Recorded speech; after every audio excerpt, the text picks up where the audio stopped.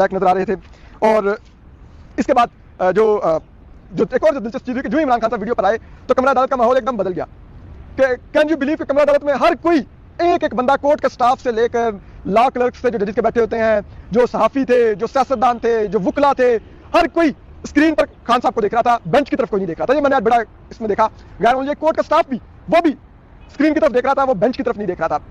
और उसके बाद जो दूसरी गैर मामूली चीज हुई वो ये था कि मैंने एक और जो चीज नोट की इस पूरी समात के दौरान, जो 2.5 घंटे की समात थी, कि 2.5 घंटे से बल्कि ज्यादा की थी, कि जो भी कमरा अदालत में दाखिल होता था या किसी वजह से कमरा अदालत से उठ के जाता था, तो एक रूटीन होती है कि जब कमरा अदालत में लोग आते हैं तो वो जजेस को झुक के सलाम करते हैं, फिर वो आगे चल के आते हैं और किसी भी खाली नशिस्त पर बैठ जाते हैं। और जब वो कमरा अदालत से जाने भी लगते हैं तो वो जजेस की तरफ देखते हुए बाहर निकल जाते हैं, उनको एक बार झुक के सलाम करते हैं। ये एक अदालत की ताजीम का एक डेकोरम है और फिर वो बाहर निकलते हैं। लेकिन आज जो कोई भी कमरा अदालत में दाखिल हो रहा था वो बेंच की तरफ नहीं देख रहा था, जजेस की तरफ नहीं देख रहा था, उसका मुंह स्क्रीन की तरफ होता था कि खान साहब बैठे हुए। और जो कोई कमरा अदालत से बाहर भी जा रहा होता था वो भी स्क्रीन की तरफ देख रहा होता था। यानी कि मरकज़े निकाह इमरान खान साहब बने हुए थे, गो के उनको एक दफा भी बोलने का मौका नहीं दिया गया, लेकिन उसके बावजूद वो मरकज़े निकाह थे और उन्होंने पूरे के पूरे बेंच को ओवरशैडो किया हुआ था। और एक वक्त ये भी आया कि कोई मखदूम अली खान साहब कोई पॉइंट उठा रहे थे, तो जस्टिस अतर मिल्ला ने कहा कि इस पॉइंट का जवाब हम अभी क्यों ना पिटिशनर नंबर 1 से ले लें, वो बैठे हुए हैं हमारे साथ वीडियो लिंक पर। तो चीफ जस्टिस काजी फायसा ने फौरन इंटरवीन किया, टोक दिया, कि नहीं आप ये पॉइंट नोट कर लें, हम एक ही दफा पिटिशन नंबर 1 से पूछ लेंगे, अभी इनको इनका पॉइंट पूरा करने दे। तो चीफ जस्टिस काजी फायसा ने उनको बोलने का मौका नहीं दिया।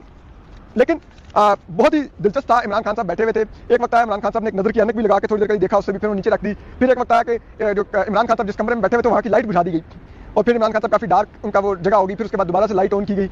और फिर ये भी होता रहा कि हमें ये भी एक वक्त में एहसास हुआ कि कोई आके खान साहब के सामने बैठा हुआ है दाएं से तरफ, और इमरान खान साहब जो पहले बहुत नजर आ रहा था कि बहुत ही बोर हो रहे हैं और जैसे कहते हैं ना बेचैन हो रहे हैं कि उनको बोलने का मौका नहीं मिल रहा। मखदूम अली खान दलाल दिए जा रहे हैं, कभी खान साहब यूं बैठते थे, कभी यूं करके बैठते थे, कभी इधर देखते थे, कभी उधर देखते थे, कभी यूं बैठते थे।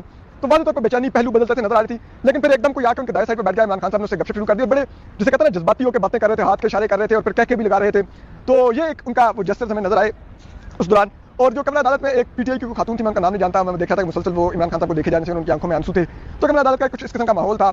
और हमने नोट किया कि बेंच के जजेस भी कभी कभी जिसे कहते हैं ना वो नजरें चुरा के खान साहब को एक लम्हे के लिए देखते थे, फिर वो यूं जाहिर करते थे कि वो नहीं नोट कर रहे कि इमरान खान साहब बैठे हुए हैं वीडियो लिंक पर नहीं। तो मुझे वो शेर है if not wrong Parveen Shakir साहबा का, अल्लाह में उनको जन्नत नसीब करें, कि सबसे नजर बचा के वो मुझको ऐसे देखता, एक दफा तो रुक गए गर्दिशे माहो साल भी, कुछ इस तरह का शेर है उनका। तो वो मुझे शेर के वो अल्फाज भी उस वक्त याद आते थे।